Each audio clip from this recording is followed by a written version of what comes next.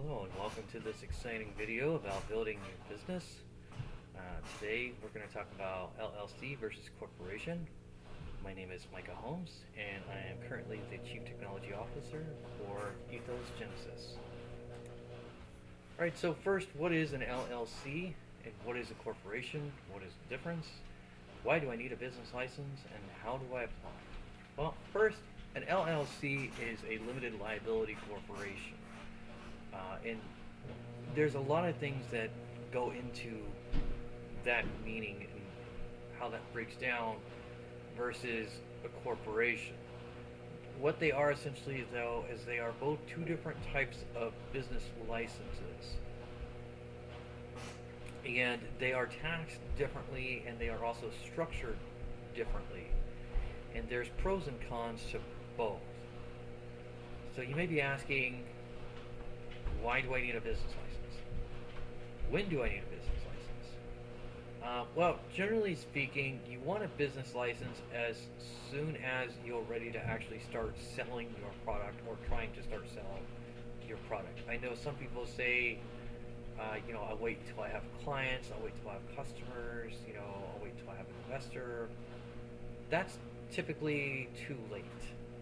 You generally want to do it before you go out and start selling your product, and that's to protect yourself as well as save yourself a lot of time and effort, because people are generally not going to take you seriously without some kind of business license. Number one, it's just too big of a risk for your clients, and it's too big of a risk for your investors, and because of that, it's really a waste of your time because people, again, are just not going to take you seriously. So how do I apply for a business license? Well, it varies state to state. So I'll give you an example where I live in Illinois. You can go online to the government website and they actually have a web form that you can fill out. It's really easy to follow. It's just really well done. It's just easy to follow. It's got nice instructions, tells you little hints of what things mean when you're filling out the paperwork. However, not all states are created equally. So, for example, Florida, is a little bit more old school, for the lack of a better understanding, as to where when you go on Florida's website, I did notice that it was very clunky and hard to navigate. And they say they have an electronic filing system, but really what that broke down to, from my perspective, was download this PDF and fill it out by hand, and you can either electronically upload it back to us or you can mail it in, which is the preferred method. It seems to be a snail mail. So again, it's going to vary state by state, the process for applying for your business license. Some are friendly and some are not, so keep that in mind. Also, taxes are different as well, and paperwork as well. We'll go over that more in depth as we go through the slides. Alright, so an LLC, as we've mentioned before, is a limited liability company. Limited liability companies are generally associated with a sole owner or a partnership. So what that means is that you have either one person who owns the company, or you have maybe a small group of people, typically two people, who got together and formed a company. It's also most common with business to consumer type products or services. So a great example would be if I'm a mechanic and I want to start a garage, I'm catering to the general public, or if I'm a landscaper and I want to go cut grass for individuals, residents, things of that nature. That's generally who is going to be best suited for an LLC. If you're selling business to business, this is probably not going to be the best option for you, and we'll go in depth about why this is not the best option for you. But just note, if you're a small business though, and sole proprietorship, and you're focused on selling to the consumer market, this is the best option for you. So some other things to think about when you look at an LLC, and and this is pretty much true across the board when it comes to all LLCs for all states generally, is pass-through taxation. So what that means is that any income that you generate is considered as income tax. You file it on your income tax. However, you can potentially, and this varies state by state, so look this up, you could potentially be taxed twice. Meaning you could be taxed your business, and you could be taxed as an employee. However, generally, it's a one-time tax where you're taxed totally as just an employee on your income tax. But again, varies state by state, so you might want to look into that before you make that determination. Also, with an LLC, you are limited on your deductions. So, for example, in 2026, according to the Illinois website, you're limited to, I think it's $5,000 for business deductions. So, if you're just starting out your company, you know that $5,000 is virtually nothing. You would probably spend that just probably on gas the first year. You could spend that on probably just buying electronics, whatever. There's a million expenses that you could burn up $5,000 almost instantly. So you don't get a whole lot of deductions generally with an LLC.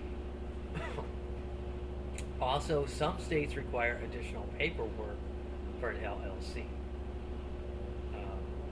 However, that can flip-flop because some states may also require less paperwork, and it really just depends on your state.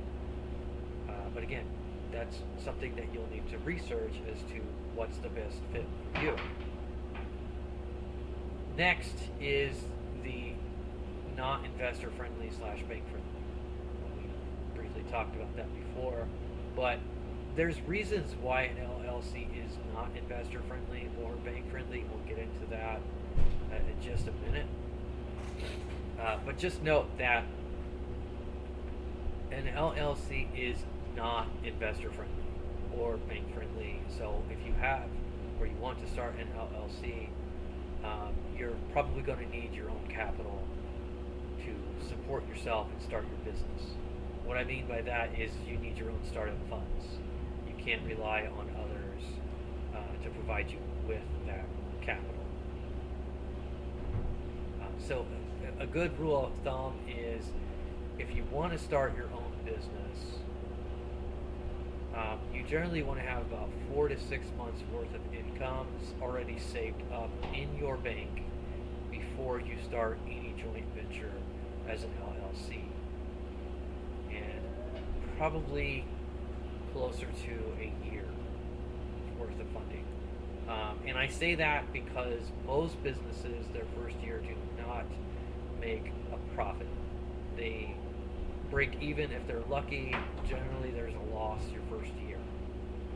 So everybody has to live, everybody has to eat, and that requires money. So if you have money in the bank, you can basically live off of that until you start actually making enough money to where you can, do this full time. A lot of people, when they start out a business, the first 3 to 5 years, they do it part time. That's very common. Before they fully transition into this company full time, they'll work part-time jobs. So a good example would be GoDaddy. The creator of GoDaddy actually worked delivering pizzas while he was establishing that company in the first 5 years. So that's just something to keep in mind. Also, that being stated, this is not a hard requirement, but it is definitely a very recommended thing, and that's an operating agreement. You need or want an operating agreement up front. So especially if you have a partnership with anybody, and it's not just you doing this by yourself out of your garage or whatever, you need to have an operating agreement, because there will be arguments that will arise or debates on who has control or who has decision making power on a particular topic. And if you don't have an operating agreement, this could lead to a lot of very bitter disputes and ultimately could end your business before you even get it started. Always have an operating agreement up front. And even if you are a sole ownership, sole proprietorship, you are the sole owner, it's still a good idea to have an operating agreement up front so you can refer back to it for yourself and be like, oh yeah, I thought about this scenario already, and this is how I think that I should handle it. So it's really important that you have that up front, ready to go out the door. Last but not least, with an LLC, there is no board. And we'll go into that just a second, what a board means. But a board essentially is, in business, it's going to be something that's going to be potentially really important to you to determine your success or failure. Potentially. So again, what is a board? Well, a board is a collection of people.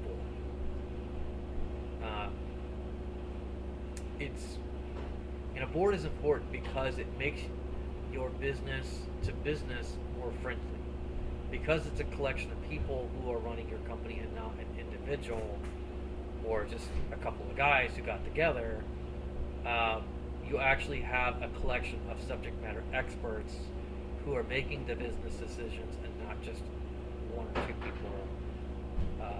For example, when I think of an LLC versus a corporation, I often do a comparative narrative in the sense of LLC is more like running a dictatorship versus a corporation that's more like a democracy. You can view that as a negative or a positive. It doesn't matter. The reality is that's what it is. And one is favored more authoritarianism, to where an LLC is very authoritative, where one person makes decisions, as to where in a corporation is probably more of a sovereign leadership type approach, to where everybody has to be sovereign leaders because they all have to get along. And basically, if you don't get along with people, or you don't know how to work well with people in a corporation, especially on a board, you're probably not going to be on that board very long, because you're going to get voted out.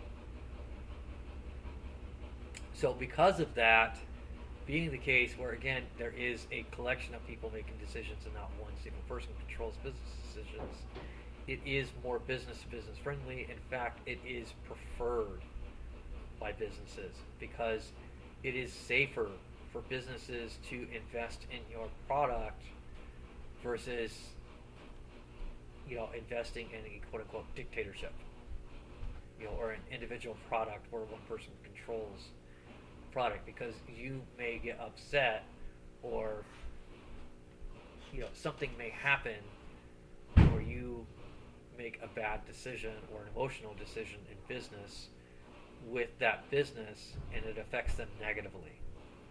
As to where with a board, you have to go through multiple people to make a decision that could negatively impact your customer or your investor. So for that reason as well, it's also safer for investors to invest in a corporation versus an LLC. Also, investors have the potential with a corporation to have a vote. So this is really potentially a really big thing. If I'm an investor, I'm investing in your company. With an LLC, I may or may not have any say. But in a corporation, I have a seat at that table if I choose to, and I can determine the direction of this business because I bought into it. Same goes for clients, and we'll get into more in depth on that as well, how clients can have a vote and how you can use that as a bargaining chip. But just note that with a board, you can bring on clients as well into your board, and they have a vote too on the direction. So how do I form a board? Well, we talked a little bit about that, but let's go more in depth. So To make up a board, generally what makes up a board is your founders, who are the people who created the product, or the owners, the product owners. Originally, you have clients who you can bring on. It's generally a good idea. And your investors, because they've paid for that seat, and subject matter experts. So here is where your board has no limitations, but here's where it can get a little tricky. So let's say that I'm a founder of a company, but I don't have any clients and I don't have any investors. But I still want to form a board, and I don't want to have a board where I'm the only person on the board, which, by the way, is possible because there are no limits on the size of a board. If you want to have a board where you're the only person, theoretically you can have that board, and we'll talk about that in just a minute, why that's a bad idea. But for our scenario, you're a founder of a company and you don't have any clients or investors to bring on your board, but you want people. So what you can do is you can go out and find subject matter experts who work in that field, and you can ask them to join your board because you need an outsider's perspective on things. So that's always a good thing. Two heads are always better than one. However, it's always recommended, if possible, that you bring on clients and investors.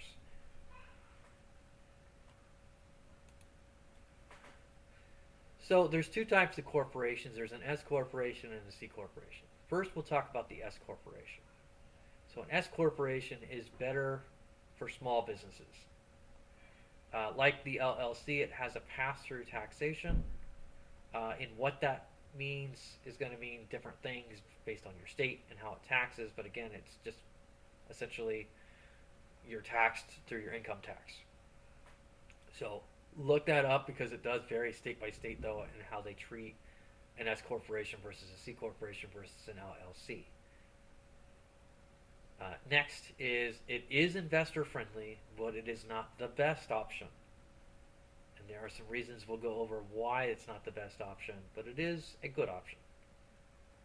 An S corporation, just like any corporation, is controlled by a board. And again, that can be an individual, or that board can be a group of people. Generally, you want an odd number of people. I would recommend between 5 and 9 people on a board. I would not go any smaller than 5, and I would not go any larger than 9. Otherwise, it just gets too complicated. You get too many. You get too many cooks in the kitchen, and it just creates problems. So there is that. Next is a downside to an S corporation is, or can be considered a downside, again, depending on your perspective and how you want your business to run. It can be difficult to exit or sell stocks. And the reason for that is because if I'm an investor and I paid in to this corporation, in an S corporation, I have to get permission from the board when I go to sell my stock. I cannot just sell my stock to whoever I want and cash out. I have to get your permission as to who I'm bringing in to take over my position or who I'm selling my stocks to. And the board could deny that, and I could be stuck with this stock. So that is one reason why it may not be investor friendly, because the investor is limited on who they can and can't sell the stocks to. It has to be approved by the board. Another limitation for an S corporation for investors is common stock only. Now, there's two types of stocks, and we'll get into that. But just know that the common stock is a stock that basically gives you a vote on the board. But there is another type of stock that we'll go into next, though, that doesn't require you to have a vote. And there is advantages and disadvantages to that. So with a C corporation, this is better for larger companies or companies with a high revenue. Believe it or not, there's what we call a unicorn company that exists. Unicorn companies are companies that have very small overhead, usually a very limited amount of people, but they generate extremely high revenue. These are companies that are generally going to want to be a C corporation, or companies that have a large revenue in general. They may have a large overhead, but they also generate a lot of revenue. So this is going to be the best fit for you. Now, the downside to a C corporation, and again, look this up. Every tax rule is going to vary per state. Is double taxation. So what we mean by that is that not only is the business going to get taxed, and you're going to get taxed on your income tax, but you're also going to get taxed when you do dividends. However, that can work out to your favor, because in a pass-through taxation, you could have made a lot of money overall. As a whole, you could have made a lot of money. You could have had a really good year, and now it puts you in this really high tax bracket, and you have to pay a lot more money in taxes because now you're in a higher tax bracket. Versus in a C corporation where your taxes are kind of broken up. Let's say that, yeah, I had a good year, so I had a fairly decent dividend, but because it's separated from my income tax, it's at a lower tax bracket. So my taxes are lower overall. And because my income is pretty consistent, it's a moderate income. I'm in a mid-level tax bracket, so I'm good there too. So you really have to crunch the numbers on that, an S Corp versus a C Corp, from the taxation standpoint, to see which is best suited for you as the founder of your company or an investor or whatever the situation may be. Next is that a C corporation is preferred by investors, by your clients, and by banks. And there is a reason for that. So for investors and clients potentially who want to buy stock, there's this thing called preferred stock. Preferred stock gives you a higher return on your investment, but you do not have a seat at the board, or rather you don't have a vote. You are forfeiting your vote in exchange for a higher return on your investment. And this is really common, especially with publicly traded companies, because I may not want a seat, at that table. I may not care if I have a vote or not. I just want money. And there's a lot of investors that are like that.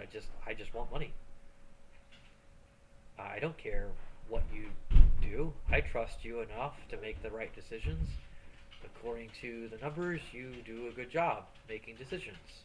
So I just want to cash out. This is not a long-term investment for me. I'm going to maybe own this stock for maybe 6 months to a year, maybe a couple years at most, and then I'm going to sell it. So that's where preferred stock becomes a really good option for investors. And again, clients as well, because they may want to purchase some preferred stock. Now, flip side of that is the common stock. Common stock, as we stated before, that gives you a seat at the table. However, it does not give you that higher return on investment. So that's something to keep in mind. And as we stated earlier, we talked about it's easier to sell or exit stock when you're a C corporation versus an S corporation. That is a big advantage.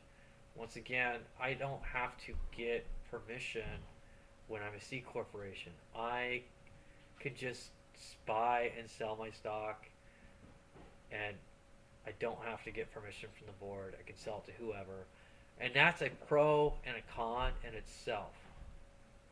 So if I am an investor, for example, and I have a controlling amount of shares, and you know what, I decide I want to retire early, I want to cash out, I can sell my stock to whoever I want. That person may not be a good person. And that could really hurt you in the long run. Now, because you're board controlled, you can vote that person out.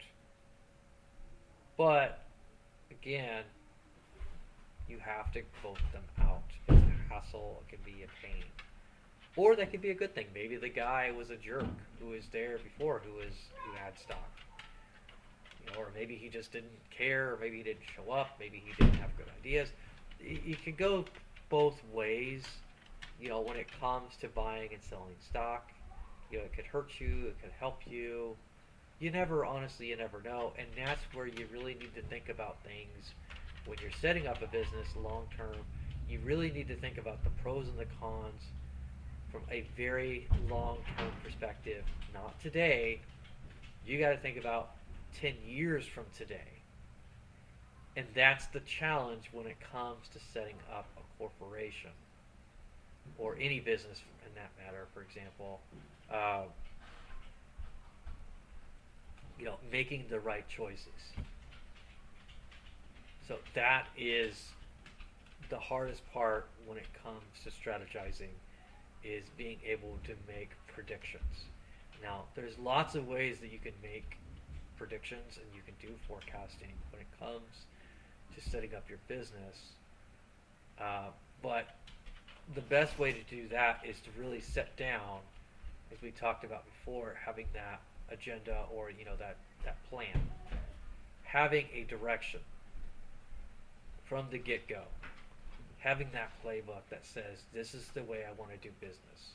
Generally, that's established in your business plan or some kind of plan that says this is the direction that I want to go, based on the numbers. If I go this direction, this dictates the numbers this way. If I go this direction, it dictates the numbers this way.